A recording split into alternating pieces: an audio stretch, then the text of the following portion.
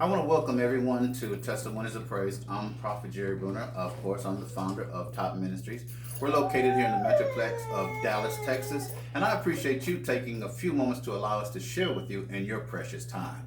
I'm going to share a message with you today that for some of you, you may already be married, and for some of you may not be married.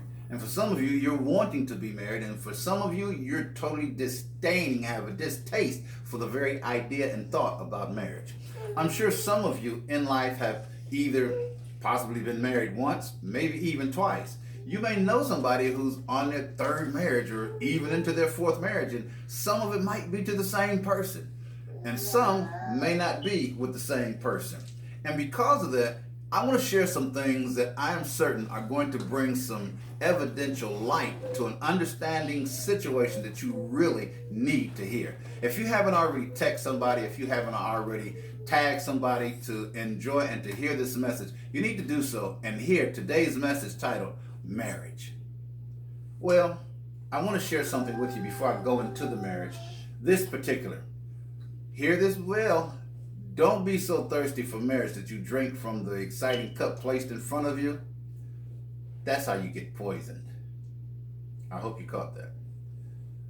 I'm going to share something that to me is really important, and for some of you, you already are somewhat knowledgeable of, and for some of you who are viewing, you are too, but for some of you, you don't because you don't know me or my wife personally.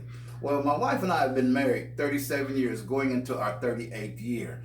And I know for some of you, you might be thinking, wait a minute, I thought y'all was only married 36 years. Here's the issue. But, and I know for some of you, when you usually hear but, there's something odd or interesting about to be said. So back to the but part. You see, my wife and I found out about a month and a half after we were married that we weren't legally married. And I know for you, just like me, I was like, oh my goodness, this can't be for real. How do you get married and you're not legally married? Well, for me, what took place is that when I got married, my birth certificate and my driver's license that I submitted to the state of Wisconsin where we had gotten married at, sent us a letter about a month and a half later telling me that my birth certificate and my driver's license, the name on the two didn't match. And I forgot that when I was born was not the name I was given when I was adopted. You see, when I was born, I was given one name. But when I was adopted, I was given another name. And legally, the name that I was given upon being adopted was the name that I carry today. I'm thankful because I don't want to go by the name that I got when I was adopted. Very plain, very simple, kind of odd. It would be like a fairy tale name. My name when I was born was Baby Boy Bell. Don't that sound like a title to a fairy tale?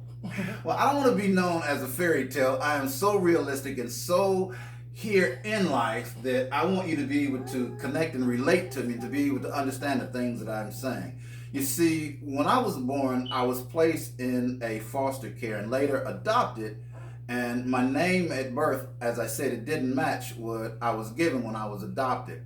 And so, thankfully, my daddy, James Bruner, unfortunately, who's now deceased, was alive and very capable of handling important things in life when this incident occurred with my wife and I when we first got married. And so I contacted my adopted dad and I asked him, I said, would he help me in correcting this? And thankfully, he was able to do so. Well, the good news is we were remarried. Amen. And because of that, I'm sharing that to bring understanding that if you allow whatever cup placed in front of you to guide you, without a doubt, you better make sure it's the cup filled with the water of life. Yes. So you'll never thirst again. That's important because a lot of times we get into relationships and we're still thirsty. The relationship that we were in didn't fulfill us. The relationship that we had become connected to became a part of us because realistically, when you drink water, it actually is to enhance you, it's to help you, it's to fulfill you, it's to quench a thirst. The thirst at the moment got quenched because of the relationship that you were in, but it didn't fulfill you. And that's the essential thing that you have to understand, is that you're not fulfilling an empty thirst, trying to drink a cup placed in front of you that you're not even supposed to partake of. So I want you to hear everything I'm about to say. I want you to open your mind and your heart to really closely be able to understand where this is going, so that you don't find yourself grasping for a cup that's in front of you that's full of poison that you should not be drinking. Listen, for me and my wife, we've dealt with outside interference, even with internal disagreements, yet we've been able to subdue every demonic force that came to take our marriage into failure. So this is what we've learned prior to and during our marriage, that each of us first had to have already been living holy. I'm sure some of you are like, what do you mean holy? There's two different holies. The first holy is Holy. The second holy is Wholly. There's a difference there. The first holy meaning without self-righteousness and living to please God in all our ways. Well, the second holy, that Wholly, means not giving access to whatever brokenness that may have existed in our hearts and minds that would or could interfere with each other's ability to love the other without the baggage of distraction. I'm going to share something with some inputs that I'm sure will impart insight. Be quiet, girl. That will share some insightful input that I'm sure will impart insight and wisdom from God that will help you understand that there is a choice of peace or a choice of pieces. You could have in your marriage that determines fatigue or fitness. Oh, and let's throw the ideological idiocy of what doesn't kill you makes you stronger. Get that out of your thoughts, because it's a whole lot of dead marriages that have either went through divorce or are severely weakened, not knowing they drank from the wrong cup in the very beginning. Wow. So grab your pens and take notes. And remember this very important statement I'm about to make. Marriage is not for small boys or girls. Amen. I'm going to say that again. Marriage is not for small boys or girls. You know, when I heard that, I interpreted this thing that marriage is not for small boys or girls to mean small boys and girls in the terms of age, until what I heard an older female that's still married. She's married 47 years, 10 years longer than my wife and I. And so there were some questions that were asked of this woman who, as I said, 47 years married and is still working and is still going good. And some things that she shared that I think is very evidential that you need to hear. So questions were asked of her, what's the secret of your over 47 years in marriage? And she began to glow, and excitingly, she replied, the expectations you bring into marriage will either spell its doom or success. I need you to hear that again. She said the expectations, when she was asked what has been the reason or the secret to your over 47 years of marriage, and she said the expectations you bring into marriage will either spell its doom or success. She said she married her husband without expectations. And to me, that kind of blew my perspective, because I'm thinking you need to go into a marriage with expectations. But then I'm thinking, let me listen to this woman, because she got 10 years longer than me. And she's a bit older than me, so she done been around for a while. And as this story begins to unfold, she had not been married before. She had not been in other relationships. So she was prepared in her walk with Christ to become a benefit in her marriage. And so as she went on to say that she said she married her husband without expectations, enjoying, she wasn't expected to enjoy his money. She wasn't expecting him to buy cars for her, but with time and patience, hard work, and their God-fearing attitude yielded the results of getting cars, houses, and taking care of not just her, but their children and much more in their life. She then went on to say, you see, if a married lady keeps on nagging in her house, she pushes the spirit of her husband from the home. That's something I think a lot of young people don't seem to understand or don't want to grasp. And I'm not going to just put that on young people, because I've dealt with people that are much older than me, people that are in my age group, and of course younger people that don't seem to understand that there's a scripture that talks about it is better to not be on the it's better to be on the roof than in the house of a nagging woman or an angry woman or a woman that's going through some issues that obviously you may have dragged her into. So it's easier to stay on the roof than to have to deal with her. And so she said specifically this particularly, that with her, she began to understand something, that she went into this marriage without high expectations, and learning to deal with that, she began to say some things that just really got my attention. And when she said that one particular thing, that if a married lady keeps on nagging in her house, she pushes the spirit of her husband from the home. If you make the man unhappy, you make the house uncomfortable. And likewise for the man. If you make the woman uncomfortable, you make your home uncomfortable. And she said she married without high expectations from her husband, but simply to make him happy always. That kind of really stuck a point with me.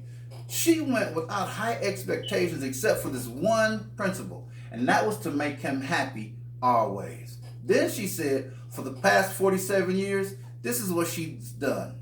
She said she would be the first to get up from bed. She'd be the last to go back to bed.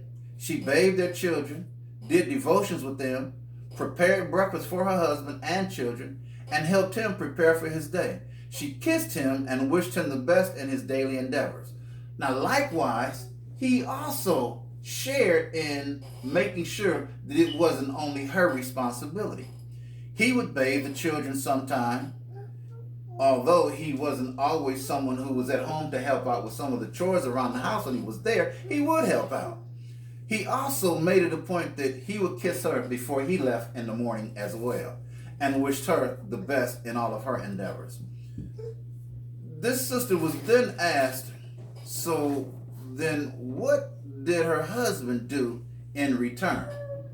And she laughed real good on that one, and she replied, you see, this is the mistake that's made in marriage. And I had to pause and really listen, because I'm like, oh, she finna really drop some knowledge now.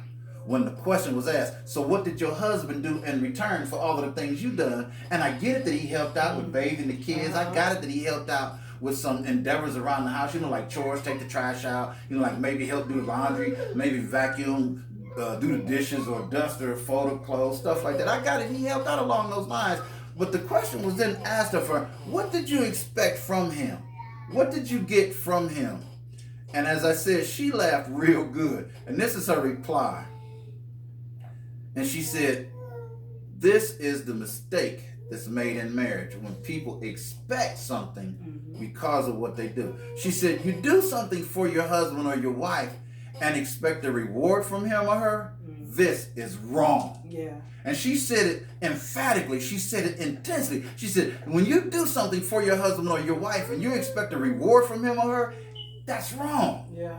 When it becomes to your attitude, it should be only to please your husband or wife always. You see, the other person responds, be quiet, girl. You see, the other person responds naturally.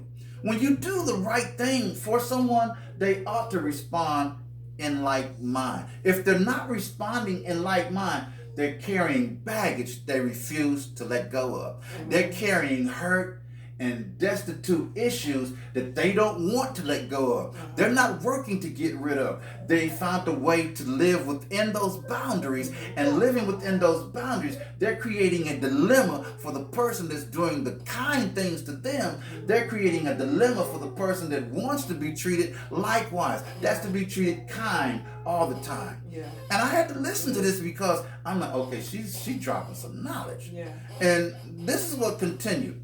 When it becomes to your attitude to please your husband or wife, the person responds naturally. When you treat them nice, there should be a natural inclination to be nice to somebody. That's generally when you watch little kids. When little kids interact with each other and they treat each other nice, they tend to gravitate to the other little child that treats them nice. Yep. But if there's a child who doesn't treat them nice, I don't want to play with them. I don't want to go over their house. I don't want them touching me, because they get a rude, a disrespectful action from the child who doesn't treat them kind. Yeah. And that's the same way we are naturally, and we grow older and we forget our childlike tendencies, but they still exist. They're just hidden deep down in the backside of our mind, because life has came into play and it's brought all of these different issues into existence that's caused us to forget we're supposed to hold on to that childlike attitude. Yeah. The problem is some of us still have a childlike attitude, but it's a childish, immature attitude that hasn't matured, that hasn't grown up in wisdom and good understanding. And here's what else continued. She said, I want you to listen again to that. When it becomes your attitude to only please your husband or wife always, the other person responds naturally. Indeed, check this out. This really threw me when she said this. She said, if nothing touches the palm tree, it doesn't rattle. And I had to pause for a moment, because I'm from an area of the country where we didn't grow up with palm trees. So I wasn't used to seeing a palm tree or hearing a palm tree or knowing a palm tree could rattle. I've seen them in the movies, and then when I got a little older and I traveled places that my parents hadn't taken me to, and I actually seen palm trees, I then understood that you can hit a palm tree and it makes a certain noise. Yeah. It rattles when you hit it. But if nothing touches it, it never rattles. And the point that she was making, if kindness doesn't touch you, you're not going to rattle either. The rattle should be that it eradicates the things that are not going on perfectly in you. So she continued, never carry how good your life was into marriage. After all, you each knew very well your status before you decided to marry that man or that woman. Yes. She then said, love only compels and leads would-be couples into marriage, but it doesn't maintain a marriage. That shocked me when I heard that love doesn't maintain a marriage. And I thought back for a moment to my dad. I grew up with my mother and father, my adopted parents, and they were married for 36 years when my mother died. So the bulk of their marriage I was a part of. But they had gotten married years before I was born, but I got to grow up in the latter stages of their marriage. And I remember watching my mother and watching my dad and the interaction that went on between them. And I started to think about that.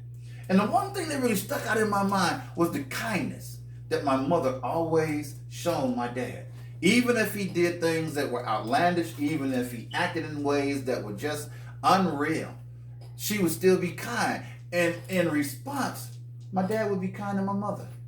Even after he had done something that was outlandish, like I said, I remember my dad used to get his shoes custom made. He would get gators and crocodile and ostrich and elephant skin, and he would have his shoes cut to fit his feet specifically. But my dad was a drunk. My dad would come home sometime after having been out drinking, and he'd get up out of his sleep, and instead of going to the restroom, he would go over to the wall where his shoes was lined up, and he'd start relieving himself in his shoes. And as a little boy, I'm like, Mama, Daddy peeing in his shoes. And my mama said, them your daddy's shoes. He gonna get that together. And I'm like, you not gonna stop him? He grown. He got this. Yeah. Now, I'm a kid. I'm thinking, okay, now, if I'd have done that, you'd have been upset with me. How come he can pee in his shoes and you're not upset with him? And so the next day, when daylight came, and my mom was already up in the kitchen preparing breakfast for us, and my dad would get up. I'd sometimes wake up a little after my mom, or just before my dad, or right after my dad. And my mom would remind my dad, you might want to take your shoes to the shop. And he said, for what? And she said, you peed in your shoes. He said, so why you didn't stop me? She said, I figured you'd get it together. And he'd smile. And he'd be like, all right, I'll make sure I take him to the shop. And I'm looking at this and I'm like, he ain't get upset. He didn't go bonkers. She didn't go off the wall when he done this. Now this is back in the 60s. And these shoes was hundreds of dollars back then. She didn't get upset. He didn't get upset. He was kind. She was kind in spite of. And the thing that got me was the kindness attitude that overrode the issues that were going on. You see, when she began to share that with me, I began to really understand some things. When she said, just before what I told you how I related with my mom and dad, she said, love only compels and leads would-be couples. You need to catch that part, would-be. Yeah. Couples into marriage, but it doesn't maintain a marriage. Rather, understanding patience, communication, and most importantly, forgiveness maintains every marriage. You see, high expectations are the symptoms of divorce in marriages. I'm blown away by everything I'm hearing from this older lady because I'm like, my goodness, all of the people I've counseled in marriage, people who are still married 10, 15, 20 years later, after having sat down and counseled with me, and then the few who refused to take the wisdom from the counseling that God was pouring out, and they divorced. And I'm listening to what she's saying, and I'm like, there's an insightful wisdom that I needed to hear, as well as somebody else needs to hear. And I began to really absorb what she was saying.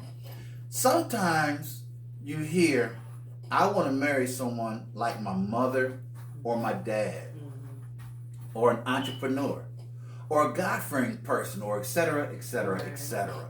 And realistically, no one really gets all of their expectations, at least not right away.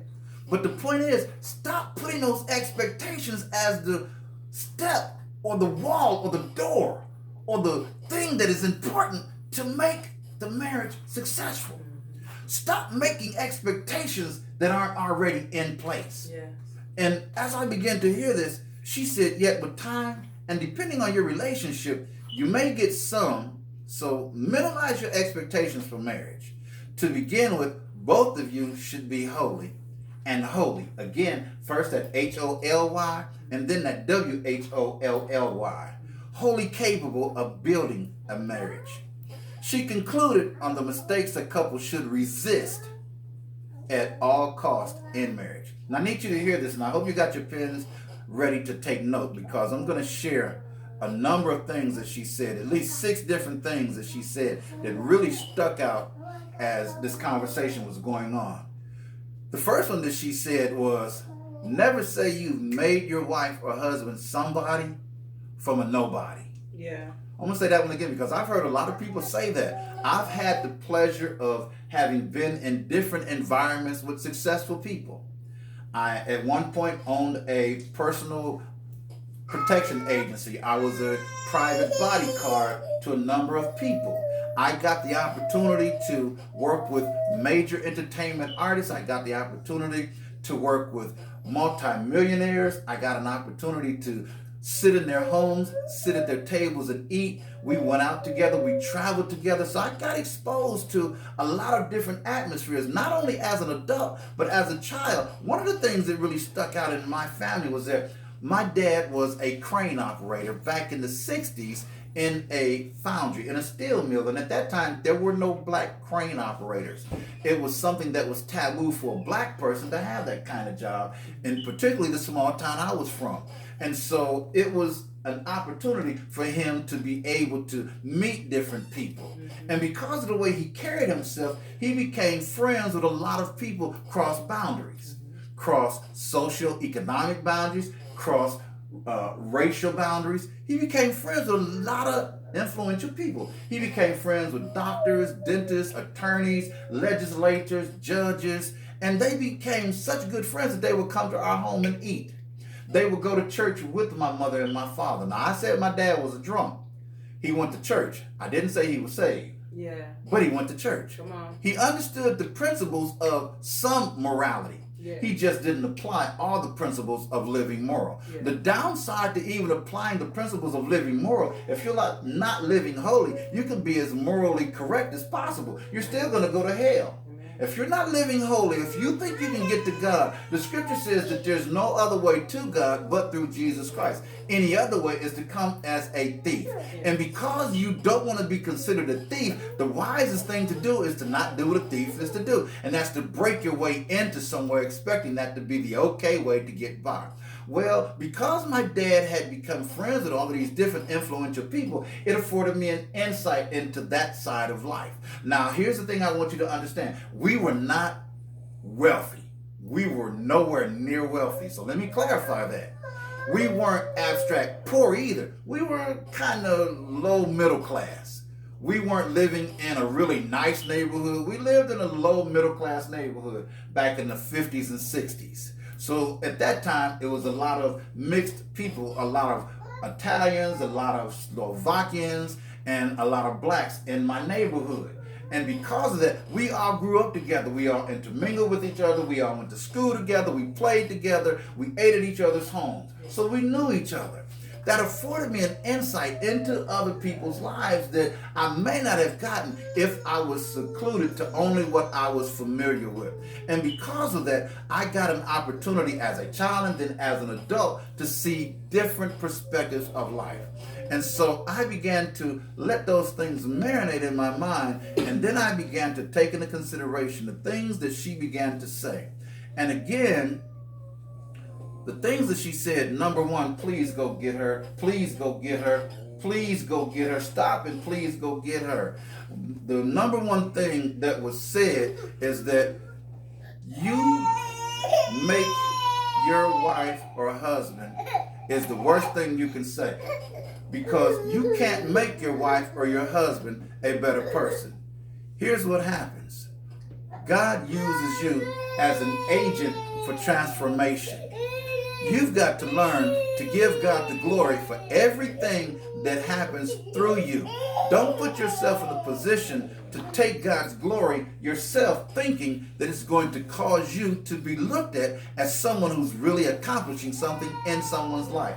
That's not your call. That's not your ability. You've got to step outside of trying to make yourself more than what you are and give all the glory to God. Number two, let the man be head of the home.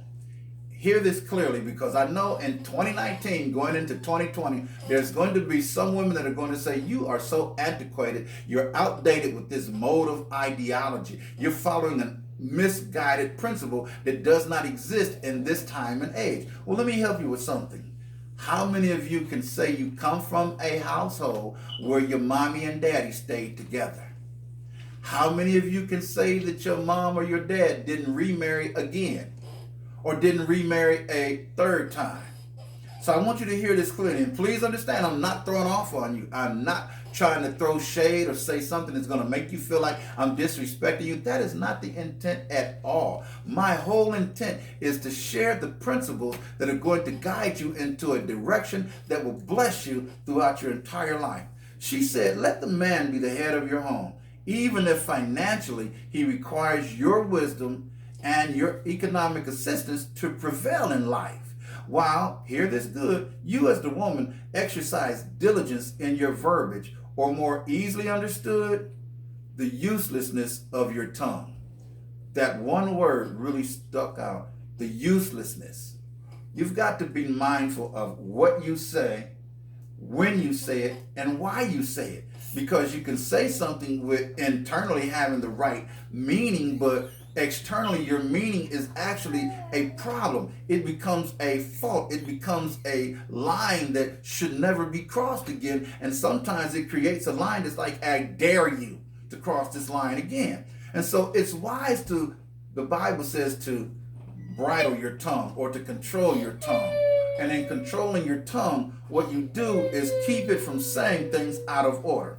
Number three is having children should not, and I know some people feel like I gotta have kids. I'm not gonna get married unless I can have kids. Now, I'm not telling you don't get married because you may not have children. Hear me closely.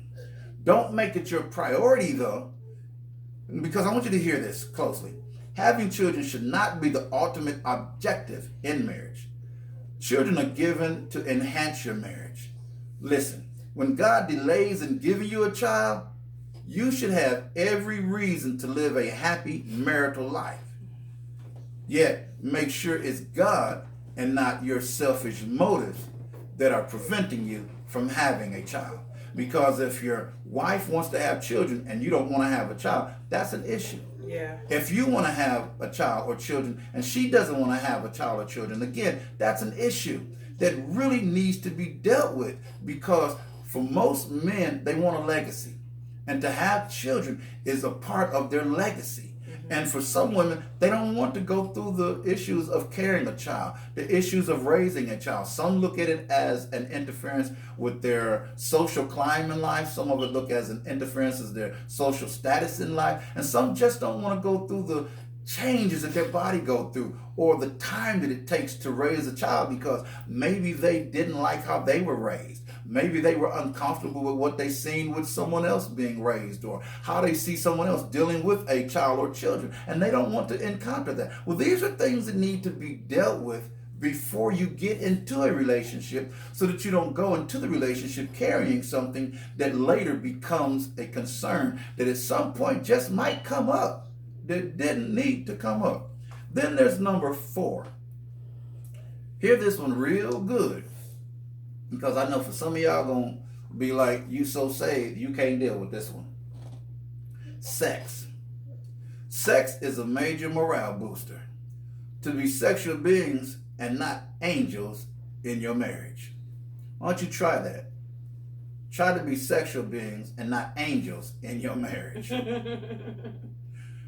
Number 5, report to God, rather, let me clear that up. Resort, not report, resort to God often, and less to men, to solve your marital disputes. Yet, do seek godly counsel. And number 6 of these 6 that I really thought were important as to what she was sharing.